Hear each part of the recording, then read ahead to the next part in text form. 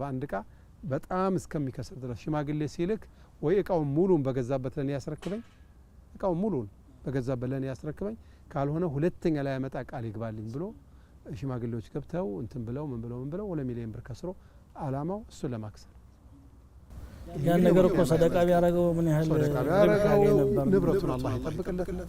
አኺራ ሰውም ጠቀመ እንጂ ሰውንም ጠቀመ ዱዓ ያደርግለታል እሱ ደግሞ ትንሽ እንደቆየ አላህ ብትላል ያመጣበት ይችላል በሽታ ሊመጣበት ይችላል በጥቅሉ لا يؤمن أحدكم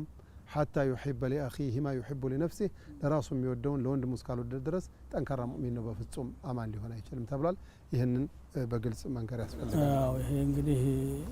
ኹዋ ጉዳይ በጣም ጥልቅ ነው እሱ የሚያያዘው ከኢማን ጋር ነው ከውስጥ ጋር ነው አላህን ከማሰብና አኺራን ከማሰብ ጋር የተያያዘ ነው